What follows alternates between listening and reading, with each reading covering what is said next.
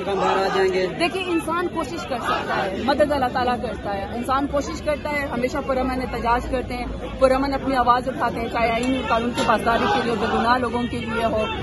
26 نومبر کو جیسے ہمارے لوگوں کو گولیاں ماری گئی یا الیکشن چوری کرنے کے لیے، 26 آئین ترمیم کے بعد جوڈیشری کو انڈرمائن کیا گیا یا پک ایکٹ کے ذریعے آپ لوگوں کا گلا دبانے کی کوشش کی گئی ہو، ہر صورت میں پاکستان تحریک انصاف حق کے لیے آواز بلند کرتی ہے۔ یہ کوئی 2 + 2 4 نہیں ہوتا، کوئی خاص میتھمیٹکس نہیں ہے کہ آپ کہیں کیا بھی رزلٹ نکل آئے گا، لیکن قوم یہ ضرور یاد رکھے گی کہ عمران خان بھی حق کے اوپر کھڑے تھے اور ان کے ساتھی بھی ان کی پارٹی بھی حق کے لیے کھڑے تھے، اور ہم یہ تو جو حق کے لیے آواز اٹھا جیسے آپ کہہ رہے ہیں پارٹی حق کے لیے کھڑی ہے، لیکن کل عمران خان صاحب نے کہا کہ جو وکٹ کے دونوں طرف کھیل رہے ہیں ان کے لیے اب جگہ نہیں ہے، تو وکٹ کے دونوں طرف پارٹی میں سے کون کھیل رہا ہے؟ دیکھیے میری بات سنیے، خان صاحب ہمارے بڑے ہیں، ہم خان صاحب کے ووٹ کے بغیر کونسلر بھی نہیں بن سکتے۔ خان صاحب کا نظریہ بڑا ہے، خان صاحب کی قربانی بڑی ہے، خان صاحب اپنے سب لوگوں کو جانتے ہیں،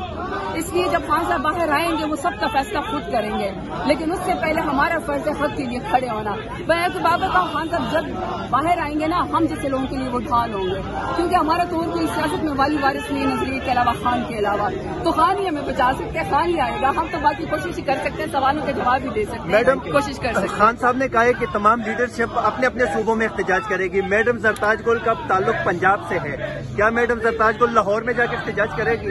دیکھیں جب بھی پارٹی کے اوپر کڑا وقت آیا ہے، رجیم چینج کے بعد جب ضمیر خریدنے کی کوشش کی گئی تو ہم خان صاحب کے ساتھ کھڑے تھے۔